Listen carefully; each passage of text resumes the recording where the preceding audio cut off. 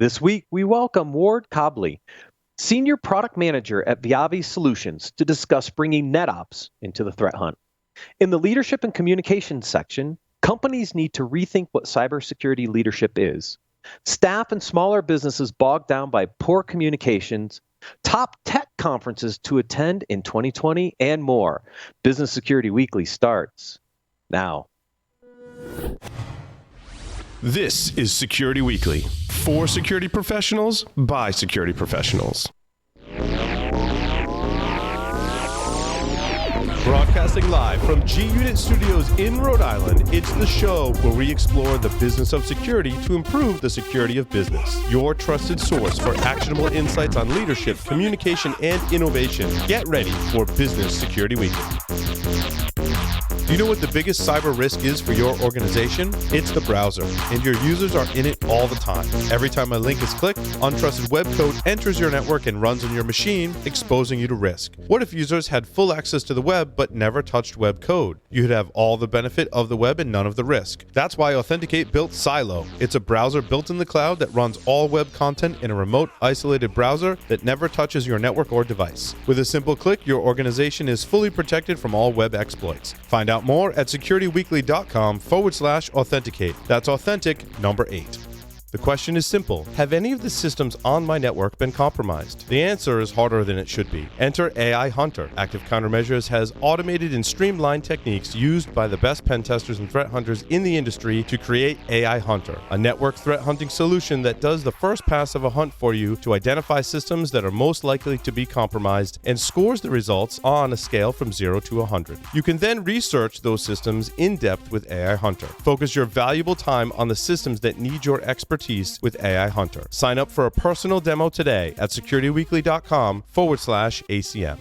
Let the team at Black Hills Information Security test your defenses. With over 10 years of experience in penetration testing, red teaming, and threat hunting, the testers at Black Hills will help you find the holes in your security before the bad guys do. The team at Black Hills cares about educating and sharing their knowledge by creating countless blogs, open source tools, and webcasts for you to learn more about the tradecraft of pen testing and red teaming. Visit securityweekly.com/BHIS to join their mailing list and view the latest blogs and webcasts from Black Hills Information Security. Welcome to Business Security Weekly. This is episode number 154, recorded December 2nd, 2019. It is Cyber Monday. I'm your host, Matt Alderman, here in Colorado. Joining me remotely from G-Unit Studios in Rhode Island is my co-host, Mr. Paul Asadorian. Hey, Matt. Good to be here. Happy Monday. And joining us via Zoom is my other co-host, Mr. Jason Albuquerque. Hi, everybody. I hope everybody had a great Turkey Day. Carousel Industries, 2 weeks in a row for you. I think you're trying to stay out of the weather today. I am. Yeah, we're getting Denver, well, not Denver level, but Denver type weather. Yeah, we have snow. Well, the storm that hit me last week is now all there for you guys. So you're welcome. Yeah, it's also just not quite the same magnitude. It's not a good Patriots Monday either, which stinks. I know. It's a poor Patriots Monday, Paul. It is. I know. Thankfully, there's not too many of them. The Buckeyes won. The Broncos somehow pulled it out with 14 seconds left, and then the put down at the end of the evening with the Patriots. Sorry, guys. Happens occasionally. Yeah, it does. Attend RSA Conference 2020, February 24th to 28th, and join thousands of security professionals, forward-thinking innovators, and solution providers for 5 days of actionable learning, inspiring conversation, and breakthrough ideas. Register before January 24th and save $900 on a full conference pass. You can save an extra $150 with our discount code. Visit securityweekly.com/RSAC 2020 to register, because I'm not reading that registration code again. It's too long. We will also be recording in Broadcast Alley at RSA Conference 2020 as well. You can visit that same landing page, securityweekly.com/RSAC 2020, to book your micro interview or sponsor one of our enterprise shows, which we will be recording from the conference. Also, we're currently running our annual listener feedback survey. Please visit securityweekly.com, click the survey tab, and select 2019 listener survey to submit your responses. We really want to hear from our listeners, what you like, what you don't like, help us make improvements to continue to improve all of our programming across the entire network. All right, it's time for our guest interview. Ward Cobleigh, Senior Product Manager for VIAVI Solutions, understands the balancing act between network ops and security that IT pros are facing today, along with the challenges they have in solving issues due to limited visibility and complexity. His experience in engineering, product management, plus design and marketing give him a unique ability to cut to the heart of the problem and demonstrate solutions that give engineers a sigh of relief. He brings a refreshing bit of humor to that dry technical topic of network performance management and security threat hunting. Ward, welcome to Business Security Weekly. Hey, thanks, Matt. Sorry that bio took up half our segment, but appreciate it. Nice hanging out with you guys. That's all right. I mean, we did our prep call this morning. That took up the other half, so we're good. Right. Actually, when we were preparing for this morning, because we did do our prep call this morning, obviously, I always like to start with the problem. And as we were talking, one thing that kind of popped out to me that I thought was interesting is a lot of us came out of the networking side of operations into security. I did. I know a lot of other people came out of the networking side, right? We were deploying firewalls and IDS and IPS and building DMZs and all this stuff. And a lot of us ended up in security, which I thought was interesting. But one of those little phenomenons that I've seen over the years is this building out security operations centers separate from the network operations center. We already had a NOC, but then as an industry, we built this thing called the SOC, but they were in like different places and staffed with different people. And I thought, well, that's kind of silly because don't we need some of that network data to help us in the security operations side? I think we didn't combine them because we didn't want to say SNOC because it's just not like a fun acronym to say. That's probably true. Well, we've answered one question here so far, so we're off and running. It is an interesting phenomenon, though, isn't it? We kind of built this artificial barrier between network and security. And now what is one of the most common trends we see when we talk to customers is they're trying to encourage more collaboration between the network team and the security team. So we built the walls for reasons I'm not clear on, but now clearly we've identified that they need to come down. We need to find ways for those teams to work together, to share data sources, to share tools, to share knowledge. So I think that's what we're seeing, and I'll agree with you, Paul. I hope it doesn't become a SNOC. Right. But the thing is, though, I think that when you look at the various groups, right, you've got the help desk very much focused on serving the users. You've got network operations, and they really should only be caring about the network, right? I mean, let's all be frank. That's important, right? As much as we have cloud and all this virtualization, the network's still very important. Then you've got systems administration, which I think today largely we call ops, right? And they should be focused on the system aspect of it. I think the reason we have a security operations center and security teams is that from a defensive perspective, we need to look at all those areas and correlate it all together. But now with the talent shortage that we've spoken about, of course, a lot throughout this year, is that we need to enable certain things in all those teams so that maybe we can have a more effective security team, do more with a smaller security team. I think at least in the past year or so, that's what I've been observing. Yeah, and I would just Paul, add a little bit to that if I could. I agree with everything you said, but we've got some talent over there on the network side that we can use to fill a critical gap, right? And if all the headlines tell us and all the real world data tells us that this is one of the most critical shortages we're facing in terms of staffing in the coming year and years perhaps beyond that, is to find the security experts. We've got some network talent over here. Let's go groom them. Let's go enable them. Let's go level those guys up and make them effective in the security realm as well. If we can't go find and we can't go draft our starting security expert from whatever source, let's go take the guys we've already got on the team and on the bench and let's bring them onto the field. Right. Now, Jason, you work for an organization that basically merged with a lot of those in Rhode Island, some of the most talented network and operations folks. Network operations. Yeah, and that's the key, right? So that's what we've been doing, right? So we had a few drivers to start a more collaborative engagement between the two teams. Now, going back in history, a lot of times we would hear either from the industry or from clients that, they wanted to make sure there was a separation between church and state, so the SOC and the NOC, right? Making sure that there was that level of oversight and ability to influence. So that's some of the history that I've at least heard why we segregated. But there's so many drivers today as to why we're starting to consolidate. Number one is that scarce security talent, right? Starting to be able to build a bench from the talent you have internally, from your networking staff. And really, we're at a point now where security has to be on everybody's top of mind. So being able to have the network team having security top of mind is just, a bonus on top of it. And then you're building that bench. But other drivers are redundant tools, right? The NOC had a set of tools, the SOC has a set of tools. How do we consolidate that and get operational efficiencies there? How do you have folks on both sides of the aisle looking at business risk and be able to communicate business risk upstream to the organization? And then visibility, right? Being able to have all of these sets of eyes with a security focus for the organization.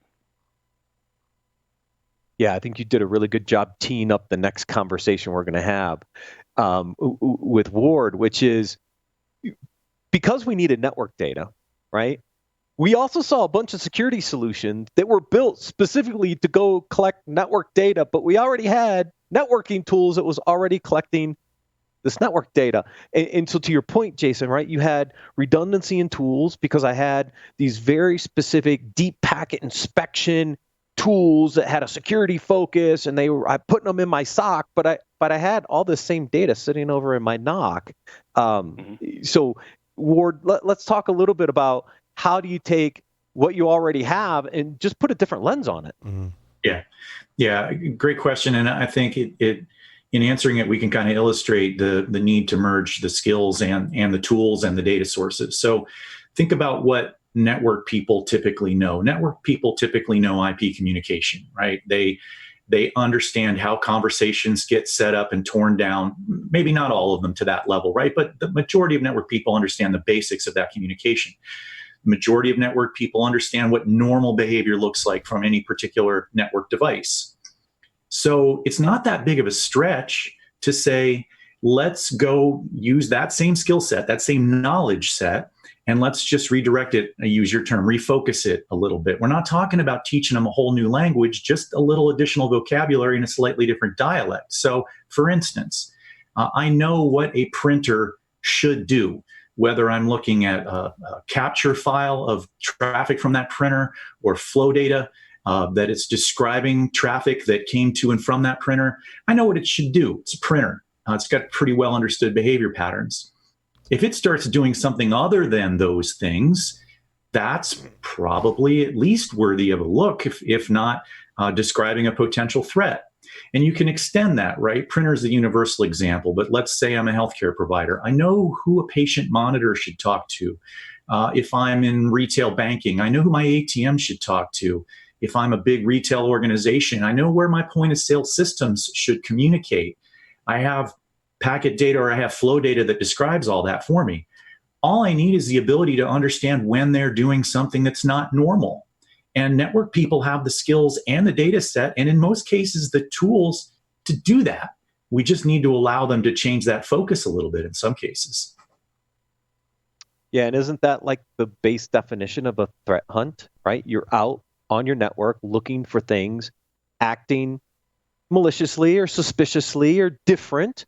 And here you have potentially a whole set of resources in your environment that already have the skill set because they already know what this stuff looks like, but yet we're not leveraging some of these guys for our threat hunting activities. I think John Strand has dubbed that looking for the outliers and outlaws, right, in your network. I like that. And you think about the different ways we look at traffic for performance and or security, right? I mean, we're essentially looking for outliers. And it's very, basic. When I teach, interns that are coming through that want to do network security, I'm like, here's a whole bunch of dashboards and tools. And like, what should I be looking for? I'm like, outliers. I'm like, this is where you start, right? And then you get a lot more advanced as you learn how things work and learn how attackers are behaving, right? But you're looking for who are the top talkers in data, who are the least talkers in data, who connected to the most IP addresses, who connected to the least IP addresses, right? And just looking at those very basic data points that most tools, whether security or network operations focused, are pretty good at showing you. That's your first inkling into the threat hunting, essentially. That's an interesting analysis, Paul. As I was listening to you, I was thinking about the example back this last summer with NASA. There was literally a single Raspberry Pi that was sitting on a network that was sending out a trickle of data over the course of months. You didn't need someone who was a threat hunting guru who knew all the latest and greatest attack signatures to find that. You just need somebody that could flag the fact that we shouldn't have a Raspberry Pi on this network. And wow, it's been sitting here for months and it's been exfiltrating data to some host that we don't know anything about. A basic network person that knew to look for that, knew how to look for that, has the skills, has the data sources. But they just need to know how to find that outlaw or that outlier. Yeah, and as we get more advanced, right, we look at the host-to-host communications. That one host on my network, was it talking to one host on the internet, or was it talking to a million, right? There's another outliers, right? Looking at least frequently occurring and most frequently occurring events. And it's anomalous to me.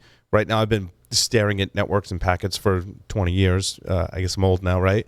But those things stand out. And I think if we can instill that, and a lot of network people have that, they're just not looking at it from a security lens. When they look at their data, that one host that's talking to that one host on the internet, and there's a steady stream of data, right? And there's even open source tools and commercial tools, right, that will look inside that data and say, is it roughly the same size, right? In like a little scatter plot, because there's jitter, right? Is it roughly the same size? I think VIAVI does some of this analysis, right? Is it roughly like the same size flow going from the same host on my network to one host on the internet? And that was all that it really communicated with during that day. That is usually anomalous, right? Yeah. Absolutely. And, I'm thinking about different scenarios as I'm listening to you. Think about, I've got a bad guy out there somewhere in the wild that starts trying to sweep across my network. Right. Works in reverse. Behavior, yeah. What's that? It works in reverse, outside in number of hosts, connecting. Exactly. So I can identify some guy on the outside who's maybe trying to sweep addresses or ports, right? And I can look and see, okay, looks like my firewall is doing its job, right? But if I see that there's one host on my network that starts responding, now I'm way more concerned about that one small response than I am about that whole barrage of attempted communication, because now someone's talking, now potentially data is getting exfiltrated.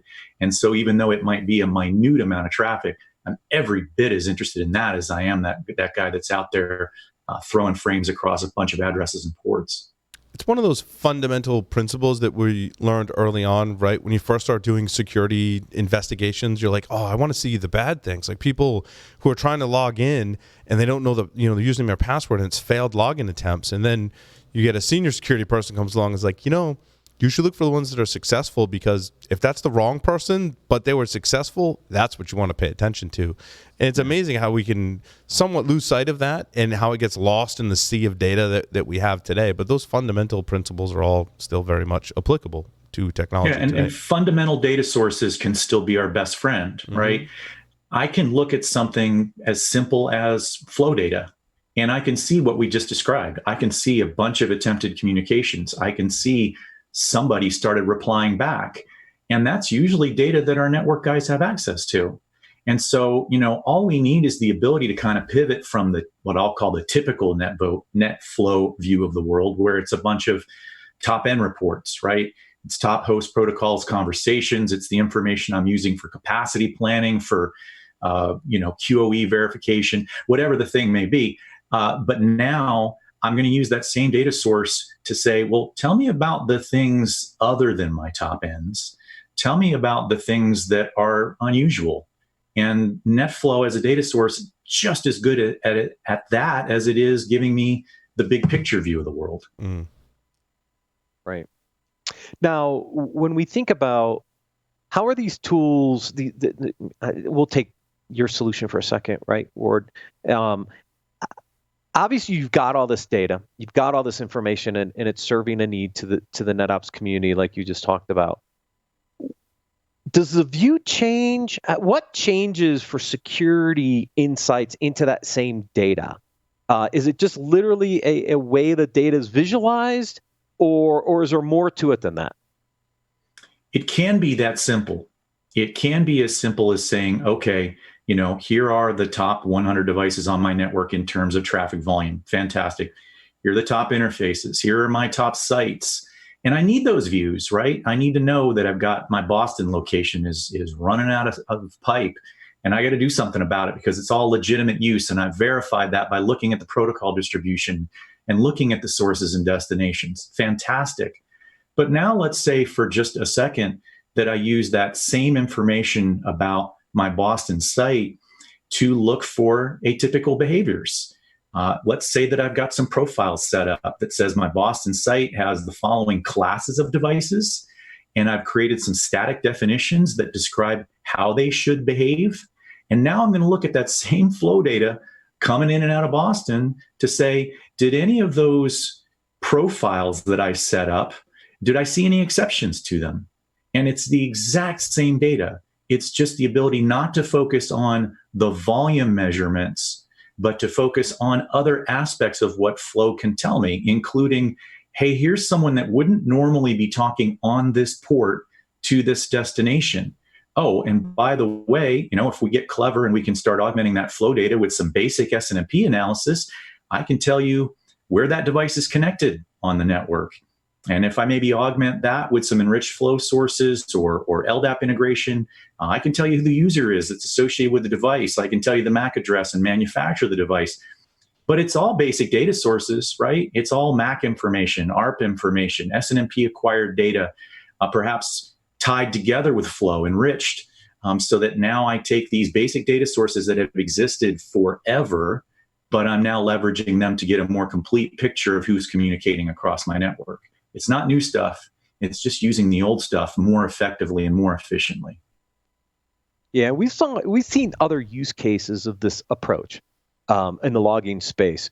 People coming out of the IT logging environment and realize that, they also have a bunch of security log data in there. Now they're one of the, the largest SIM providers out there because they already had all the log data, and they put this really interesting lens on top of that data to bring out the security use case, and boom.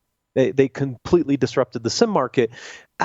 We're probably getting similar kinds of trends in this network space, right? I mean, because the network has been around for a long time. We know what the network does. It has standard protocols.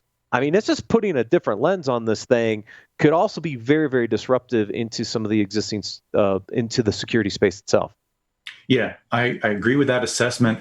But another interesting aspect of what you just described as it relates to SIM tools, a lot of times SIM tools were good at taking sort of unstructured log data and doing some pretty sophisticated analysis of them, but they weren't as good by design, by nature, of taking structured conversation data off the network and doing the same level of analysis without a lot of heavy lifting, without a lot of sort of refactoring of the data, a lot of processor intensive work.